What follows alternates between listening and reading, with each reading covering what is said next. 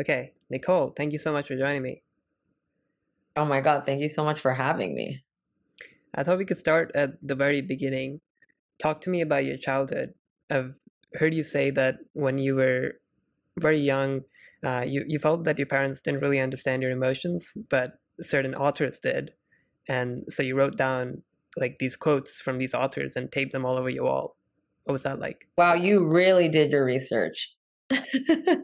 Um, yeah, that's true. I think when I was younger and I was going through things, um, I would try to like open up to my parents, and they were very, they cared a lot about me, but they weren't like they didn't offer me what I needed. There was no perspective that they offered that helped me. And so I found that in books. I found that when I would read. Um, I think I think the most powerful phrase in the world is "me too." And I hate that it obviously has like another meaning now that it's been applied to something else, but when you know you're not alone in something that you're going through, it sort of offers you um this calm that like you're not the only one. And that's what I would get from reading, because when I would be like upset, let's say it was like a breakup or something, my mom would just be like, "Oh, don't worry, you'll find another guy." And it's like I didn't need to hear that. I needed to hear that like it's okay, and she's felt that way too. And even though she's had like insurmountable feelings of pain and loss and grief, that like she's just gotten over it and found her husband or something that like offered me hope. So, yeah, books helped me a lot. I have an obsession with words. When I was younger, I used to write down quotes on index cards, and my entire room was filled with index cards. What were like some things that maybe you were pushed towards that, you know, that was some social norms, but you didn't really want to do them deep down, and maybe you kind of veered off that traditional path. And how do you do that? Okay, so is the question, what are some things that I was encouraged to do, but I realized like it wasn't very much Yeah. me? Hmm. Uh I don't know, that question just makes me think of school. It makes me think of so many things. You know what I mean? It's like it makes me think of being assigned books that I didn't want to read or couldn't relate to. You know what I mean? Like, um, I'm trying to think what else. I think I think my personality has always been a little bit of a rebellion. Like, I was always like a little more sassy than other people. Um, I feel like I was always told to be a little more calm, a little more quiet, a little more, I don't know, subdued. Um, and I was never able to be that. I don't know, that's what that question makes me think of. Yeah, it's really weird, like how we force kids to read certain books, and I think it's no surprise that most adults then don't really pursue reading because they associate books with like these things that you're forced to do, and like they just have formed this bad association with all these books, and so they're like, you know, they generally consider reading as like a task or like a burden, and like very few people actually do it for fun or for learning, but it's great that you actually like found a lot of wisdom in books and could relate to a lot of authors, because I've definitely felt that as well. Imagine if schools, like I'm thinking about right now that we have social media and TikTok and Instagram Reels and all that stuff. If schools assigned kids to watch Instagram Reels and TikToks and stuff, and then they like banned books, I honestly feel like people would want to read more books, because that would be Yeah, the rebellion. I You think know what I that's mean? yeah, yeah, totally. Um, so I'm curious, like, how did you get to where you are today? Basically, you were a red carpet host for a while. You did some journalism. a lot of social media, went big on Clubhouse. So talk to me about the timeline of that horizon and that story. Okay, so about 10 years ago, I was doing red carpet reporting and I was interviewing A-list celebrities at like the Golden Globes and Oscars and stuff like that. Um, and it looked really cool to everyone else, but it wasn't like I wasn't having the in-depth conversations that I wanted to have. Like I wanted to ask people about their childhoods and their parents' divorce and their breakups and their, drug addiction and just things that actually plague all human beings um in some way, or that will plague all human, or will plague some human beings at some point in their lives. And I wasn't able to ask those questions. I remember publicists like pulling me aside and being like, "Hey, we're not allowed to ask that." And so I was like, Why do you think you that know, happened? because they're trying to protect the reputation of their client. So it would be like a celebrity's publicist being like, "Hey, we're not talking about that today." And I get it. Like I understand they're there to protect their client, but I'm there to get insight and perspective. And that's all I ever cared about, you know? I think words are so powerful. Like, haven't you ever heard a song lyric or like, I don't know, a quote that just made you stop in your tracks and think? Like, I mean, people get tattoos of phrases because that's how powerful it is. They just want it inked on their body. Um, And so I was always trying to get the takeaway. I was always trying to get something from my interviews, and I wasn't always getting that. The the problem was, could I get those A-listers without being associated to a media outlet that was reputable? No. But I could work my way up to that if I just started interviewing people, And so I started interviewing people. I started interviewing up and coming comedians and like big realtors. And then I started interviewing authors because I realized that those people have significant insight and perspective because they've already written a book and they know what they want to say. Um, then so I started interviewing them. And then I got big on Clubhouse and I went after that's where I met Naval. Um, that's where I met so many people that were really insightful. And so I got big on that app and that changed a lot of things for me. One, the associations with who I was interviewing, that was really big. And two, I don't know, I guess I learned how to banter. I learned how to have different types of conversations with people. Um, yeah, I mean, it's funny when you ask me how did you get to where you are today? I still feel like I'm at the beginning. Like I'm not even close to where I want to be. And I'll probably be doing this for the rest of my life. Like for the rest of my life, um, I will be trying to have conversations with people, whether I'm doing like an interview or maybe I'm making a documentary or I'm doing something or I'm at a conference moderating a panel. Like I'm a storyteller. A I'm someone who wants to get the stories and the insights out of people always. And I just think that that's one of the most powerful things in the world. I know it is because, I can even see the numbers. If you scroll on TikTok or Instagram or where, or a lot, or YouTube, a lot of places where we spend most of our time, you can see the numbers on what people are watching.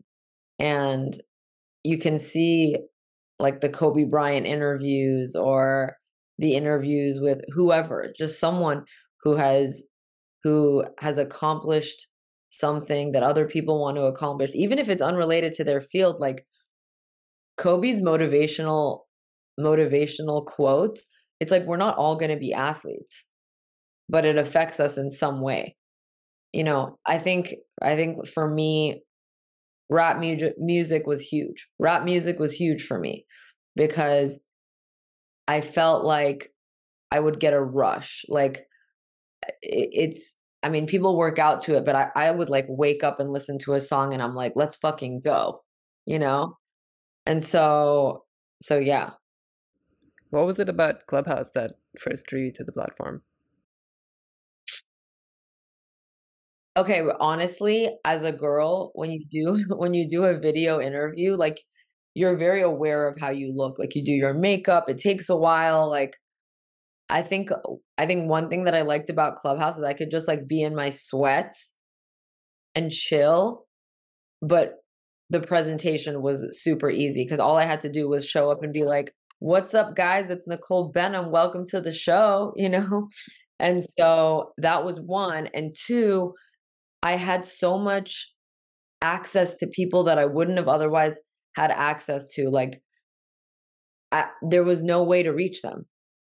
And we're all sitting at home all of a sudden, and it's like, oh, you can talk to this person if you just reach out a couple times. And also the fact that it was voice, like it's very different sending a cold email to someone and being like, "Hi, my name is Nicole. I'm the founder of Be on the Interview. I'd love to interview about," so it's like that's way different than showing up into a Clubhouse room and being like, "Yo, what is good? I'm such a fan. I loved your book about this, or I loved that tweet you wrote or whatever," and connecting with people in that way. It just felt so much more human. Um, and so I was able to thrive because of that. I'm not saying I'm not talented. I think I have a way with people sometimes, but I think I think certain environments help a lot. Yeah, something I've observed with AirChat is that women are basically like they're more comfortable to talk via voice, especially if they see that human connection. Like they're more likely to speak to another male in through voice than like in an anonymous text based platform, right? If you can see Mm. that, and so yeah, it was actually kind of surprising because voice it kind of requires you to have more mental capacity and like be in a certain room where like you're not disturbed and stuff, but women were actually from what I observed more comfortable with voice, which was an interesting thing to look at. Yeah, but can you see why? And also, to your point, the fact that there's not, like, anonymous people there, when people are anonymous, they feel very comfortable to criticize. I mean, we see that on Twitter, X, whatever you wanna call it. People are very comfortable criticizing when they're anonymous. But when they're not, and it's their voice being broadcast, they're less likely to say something rude. People wanna that's why, I mean, air chat is brilliant in that way, It's just way more because civil. Like you're talking through your voice, you're just likely to not say stuff that you would otherwise on text. yeah, exactly. It's funny when Clubhouse was just getting started. Yes, 4 years ago, I saw people selling Clubhouse invites for like $20, and at Yeah. that time I was dying to get on because like Gary Vee was there, Naval was there, so many people like I admired were there, and like I really wanted to speak with them or just be on Clubhouse and like start rooms and stuff on my own. And I didn't know anybody who could invite me, so I just like tweeted out asking for an invite, and somebody slid into my DMs and like invited me for free. And like I had an idea, like I have two invites. It was kind of the default. If you join the app, you'd get two invites.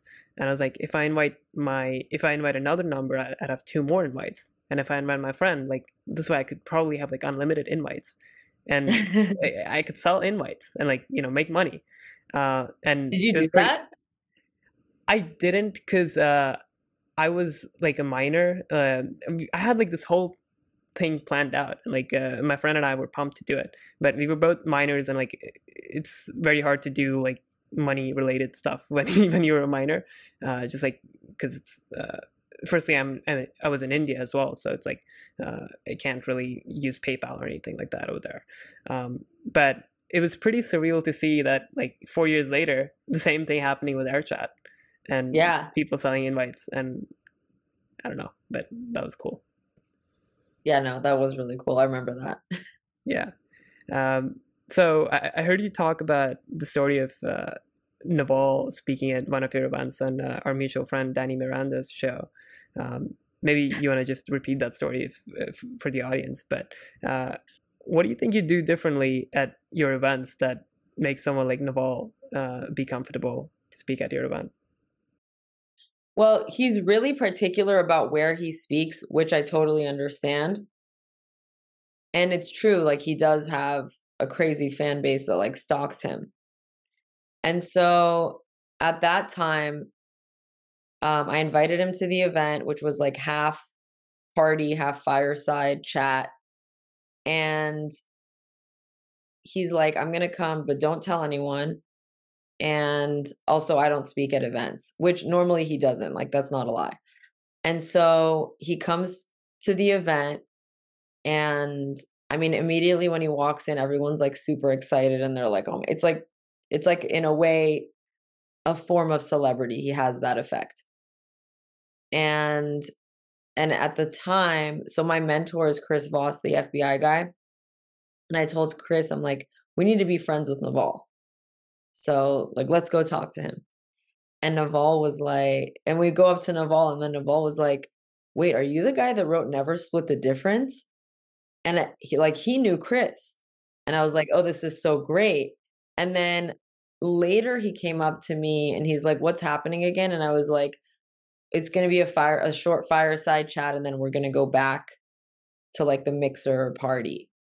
And he's like, okay, great. But like, put me at the beginning, you know? And so I think he didn't know like what I was throwing. Cause I talked to Brian Norgard, who came with him to that event.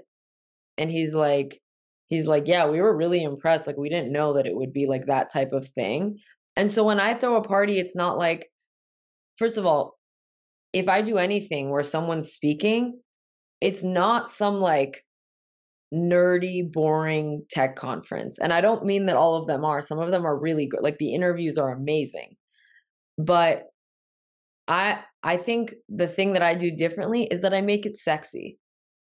I just make like there's balloons, there's catered food, the atmosphere is different, there are drinks, like it's the fact that it is also a party. Like there's a DJ spinning before anybody talks, you know? And so there was another one that he spoke at, and Baron Davis, the basketball player, was DJing. And then there was a talk. And so I think my whole mission is to make learning sexy. And when people see that, they're like, oh, I can get behind this, or like I'm okay being a part of this, because it's not what they're used to. It's not like it's not every other speaking engagement. It's something different. The entire environment is different. And so I think that's what it is. But also I also never pushed. You know, like at the beginning when he told me he wasn't going to, I respected it. And that was it. Yeah. Do you think Clubhouse sort of accelerated all these connections and meeting and being around, what I'd consider high quality people? Oh yeah, it did. And by the way, Twitter is even doing that now, or X, whatever you want to call it. I think social media in general gives you so much more access than you've ever had, because think about it, we're not spending most of our time in the real world. We're here. That's just the truth. We're here now. So if most people are here, then that means you have a way better chance. Because also approaching someone who has a big following in person, unless it's like a private dinner or something, it's way harder to get their attention, because they're like, who the hell are you? So online, if you know how to brand yourself properly and you're friendly and people see your mission and they're aligned with it, they're much likelier to answer you. Yeah, and you're much likely to find people who you're actually interested in finding than in the Yeah. physical world, because it's so hard to go out there and Oh yeah. but online friends, like you make them and like you meet them in the physical world, and it's like it's very normal. It doesn't feel different or weird. Like you've been talking online all the time, but now you're meeting in person. It's just like a natural evolution. But I think it's definitely like made all these connections like exponentially easier to be possible, and I think Yeah. that's for the better. Yeah, so you're quite well known in the NFT space. What do you think is the current state of NFTs? I think people are a little less excited about NFTs unless they hold a lot. I think people are really excited about meme coins. But again, it's interesting. You know, a lot of us got into NFTs because yes, it was fun. And in a way it was also gambling in a way. But it was also, a lot of us were drawn to it because it was also a way for artists to make more money than they've ever made because of the royalties that are baked into the smart contracts. So every time someone would sell their NFT that they bought, the artist would automatically get a percentage of the sale. And so there were all these things that made NFTs so appealing to all of us. But then when the hype died down and people lost so much money, it was like, well, forget this. Let's go to the next thing, you know? So I think maybe at some point they'll come back, not the way they were with all the collectibles and stuff, but I think some of the OG collections like punks and bored apes are still going to maintain relevance, or like pudgy penguins. Right. What do you think the Yeah. initial hype died down? Well, I think the price of ETH definitely took a hit. Um, and I don't know, these things work in cycles. It's not like, you know, there was like that ICO craze, and then there were NFTs, and now it's meme coins. And so it's always going to be something, and the technology is great, but it's not, a lot of people are getting involved for the wrong reasons. Like they want to get rich quick. And even I wanted that, you know? Even I wanted that. Yeah, but I think with crypto in general, like the reason I'm so aligned with the philosophy is because it just allows you to get liberated from, uh, the stuff. Centralized. Exactly. Yeah, for sure. All the stuff that the government is controlling and sort of abusing, and just like, saying no to that and choosing something else. I think that's really powerful. But that's what we should lean into, because the world that I'm in with the NFTs and the meme coins and this and that, like that doesn't represent what crypto is. What you're saying is what it actually is. And so people need to be talking about this more, and there needs to be more education and more integration. I mean, I see a lot of companies talking about Bitcoin, and now you can buy Bitcoin with this app and that app, and like, you know, I think that's a more sustainable approach, because when you get people into NFTs and meme coins and things like this, a lot of people are going to leave pissed off, and they're going to hate crypto and associate it with scammers when that's not what it is. That's not what it is. Like, why don't we emphasize the fact that instead of like a wire transfer, we can do an instant transaction where there's no middleman? What about that? Doesn't that sound fun? Like it's little things like this that I think there's one, not enough education when it comes to crypto. Two, too many celebrities getting into the NFTs and meme coins, where that's fine, it's fun, but then they should also add an element of education and here's what's cool about crypto and all that. And then three, I just think there isn't a tech that makes it seamless for the average user. And especially when, in terms of the education, it's like people trying to explain exactly how crypto works, and this is what an L1 is, and this is blockchain technology, and this is L2, and this is proof of work, and this is that. It's like some people just don't even want to know what that is. They want to sign into an app, and they want to press a button and have that transaction go through without having to, confirm and learn about slippage and all of these things. Like this is very very confusing to the average user. I don't know how this iPhone works. I just know I press a button.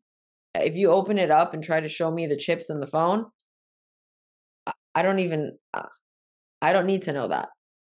And so, yeah, so part of it is education, but part of it is not making it so complicated. And so that's what we need to focus on, and building apps that make everything seamless, that make the transactions seamless, that you know, like prevent the phishing scams and things like that.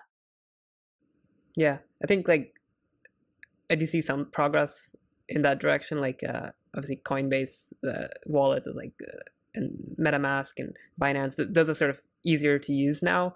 But I definitely hear what you're saying, and like um, there's this whole other side of crypto that people who just want to get rich quick don't seem to Yeah. understand. Oh Then yeah. people just associate that whole field with like scammers and um, people who want to it's funny, like people who say, oh, like why do you want your transactions to be anonymous, like are you doing something wrong, but that definition of wrong can like extend to pretty much anything later on. Mm. And the government can make anything illegal if they want to, like they've actually been making that list bigger and bigger. So um, I do think like these aspects of crypto, like um, anonymity, like freedom, I think those are more important to push than just like a way to get rich quick. Oh yeah, totally. When you say join my cult in your Twitter bio, what do you mean? So first of all, I'm obviously joking. There's a lot of negative associations to the word cult, and I don't mean that at all. I think I think people really want a sense of belonging and a sense of purpose. Those two things are deeply ingrained in us as humans. And I think there's a lot of places where the word community is used where nothing is actually a community. You know what I mean? Like join my community, join my this. Um and so when I use the word cult, I kind of mean community, and I haven't really started it yet, so there's nothing for people to join. But when I think of the word when I think of the word community, I think of a place where people interact with each other, they're curious about each other, where people feel very comfortable being themselves. And I don't think that those places exist though enough, because even the communities that people grew up in, for example, like a religious organization, a school, it's like you can call that a community, but a lot of people felt shunned by their own communities. A lot of people walked into rooms where they felt like they needed to change who they were to be accepted or invited or included. And it's like, when I do whatever I'm going to end up doing, people aren't going to feel like that. And so I just say cult because I think I see how much power and influence certain people have that get accused of being a little cultish. And I think it's okay to use cult like tactics as long as they're not hurting people. Like, I don't think you should, try to scam people and do horrible things to them in the process of them joining your community or anything like that. But I think it's okay to use tactics to influence people in a positive way, you What know? sort of tactics are they? I don't actually know much about cults. Like I know a couple, but uh, Apparently, like there's levels where when you get higher and higher up, they have people like volunteering their time for free to like lead a subsection of the cult, and then they make people like pay a lot of money as they move up in the cult, and it's like you're getting exploited, and people are just taking so much money from you. It's like apparently Scientology, when you get higher and higher, like you're spending millions of dollars. I don't know. That's what I hear. But yeah, I mean, there's books about cults that I've been intending to read just because I want to understand the fanaticism. I think there's a lot um a lot of similarity between cults and like a fan base. When you look at like Taylor Swift, for example, And then she has the Swifties. Lady Gaga used to have like the Monsters or whatever. It was a little cult-like. Like when you look at a cult leader, the community, the cult will buy anything that they're selling. You know, we need to study influence in that way. In a way, Naval is a cult leader. In a way, I mean, to some people, right? And so, and we have a number of Elon could be. People are riding him like no tomorrow. I mean, it's just the truth. And so I think in that way, like we should study the power of influence and then use that to make a positive impact or lead people in the right direction without being like judgmental about the way people are living their lives either. That's a hard one. So this is just stuff I think about on my own time. The other day you tweeted to everybody asking about your skincare routine, that's actually the wrong question, and that your diet and lifestyle have been based on the recommendation of Peat for over 20 years. So what does that look like, and how did you first come across Peat? Okay, so to give you some context, earlier that day, I tweeted a photo of myself and wrote that I'm 43 and thriving. I'm not 43, I'm 34. But Twitter is so reactive to the idea of a woman getting older and maybe being single or not married or whatever, or not having kids yet. And it's funny because I feel like I've blocked so many of the incels, and only 2 people commented like she's expired, which I'm not, and also I'm not 43, so I don't really care. But there were a lot of people that were like, what's your skincare routine or whatever? And I just made that tweet because I feel like my mom looks way younger than she is. And she always, Peat was like actually her nutritionist who she would get all this advice from. And I don't know if you know the account Carnivore Aurelius. Oh yeah, I love it. Yeah, so Carnivore Aurelius, and I've messaged with the account. Whoever runs it still is anonymous to me, but we message. I think it's and a woman. So I don't even know at this point. And so whoever runs the account, I asked them, I was like, do you know Peat? Because a lot of the stuff you're posting is similar to like what he's preaching. And they were like, oh my God, that's the best pickup line I've ever heard. Like that, I mean, basically just saying that that account cites Peat all the time. All the time. So a lot of what we're seeing, the anti-seed oils. See, Peat talked about seed oils 20 years ago. We didn't have seed oils in my parents' house for the past 20 years. We were already on the coconut oil, olive oil diet this whole time. And so, you know, I think people do also tell me that I don't really look my age. And I think it has something to do with the way that I was eating and and everything else. So that's where that came from. And I don't know. I hope to move people in that direction where they can like see the light. And I think people are. I mean, it's become really popular. Yeah.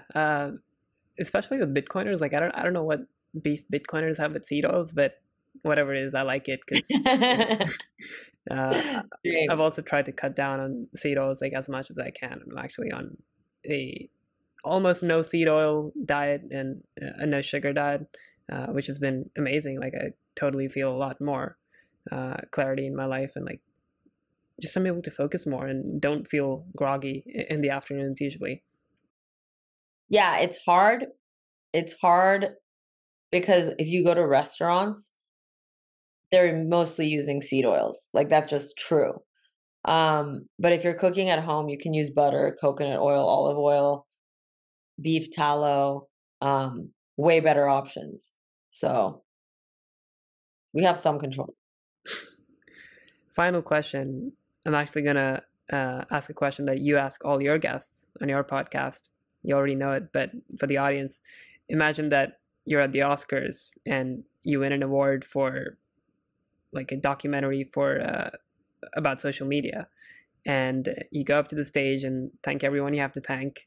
Then there's a 45-second to a minute window where you can say whatever you want, and it has to be obviously something that you think the world needs to hear.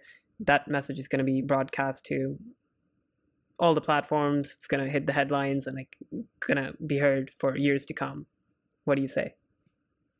First of all, you nailed that question. Like the way that you just asked it is like, that's literally exactly the question. So good job. And what I would have to say in that moment would be, and it would be a message to parents. And I would say, let your kids be themselves and discover who they are without too much input from you. Because there's so many times that parents have told their kids, be like this person, be more like that person. You need to be this way and that way so that people will like you and accept you. And that advice is fine if like, you're teaching them how to be polite and courteous. But in terms of like what's in their soul, they're going to find it and discover it on their own. And if you don't let them, it's going to ruin their spirit. So let them discover that. And for me, that message just sticks out. Maybe it'll change at some point, but right now, I just feel like parents need to hear that. I think that's a really powerful note to end this conversation. Really appreciate you being on, Nicole. Thank you so much.